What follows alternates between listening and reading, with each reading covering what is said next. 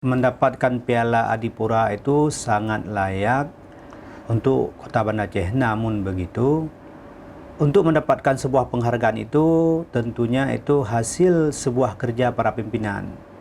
Ya, jadi pimpinan-pimpinan punya strategis dalam menggalang ataupun mengajak para semua pihak untuk membangun Kota Banda Aceh menjadi kota yang bersih. Karena Piala Adipura ini adalah hasil kerja seluruh masyarakat Kota Banda Aceh.